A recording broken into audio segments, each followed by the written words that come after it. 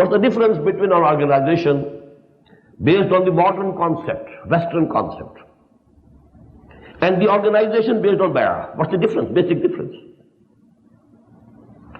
In the common concept of organizations of parties, they start from members, from beneath, from the grassroots level.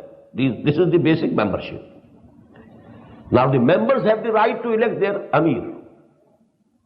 And the members have the right to elect their Shura or consultative committee or some executive committee.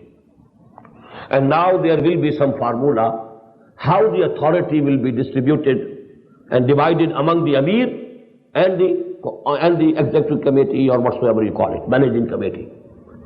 This is the basic question in all the organizations. Now here in this concept, if some decision has been taken and you disagree, the natural logical result is that you should push your point. You should try to gather more votes so that your point of view is accepted. And this is absolutely logical because you sincerely believe in your point of view. The decision taken, although it has been taken according to the rules and regulations of the party, according to the constitution, but you disagree. You think that this is going to do harm to the party, to the cause for which the party has been established. So there, it is logical for you to contact the members, go to convert them to your opinion. Then now we have majority, so now our point of view should be accepted. Now this party, there will always be going on this dissension and this, canvassing to each other's point of view, and this is basically the weakness of the party. A revolutionary party can't afford this type of dissensions and among the members this type of groupings and trying to convince each other and then changing the decisions.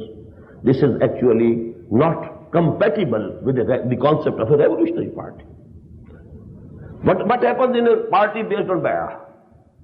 Well, we have given Bay'ah to this person that we shall obey him. The only limitation is that it shouldn't exceed or transgress the limits of the Sharia. And this is our right, not only right but duty, to give our sincere opinion. When we have given our sincere opinion, we have done our duty. Now it's up to him to take the decision. And once he takes the decision, we have to obey. Fil manshate wal makrah.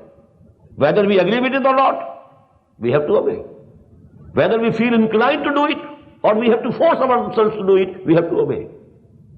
And actually, I have done my duty when I express my opinion, sincere opinion.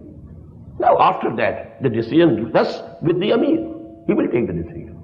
And we shall obey. The only limitation on the authority of the Amir is that the decision that he makes shouldn't transgress the limits of the Sharia.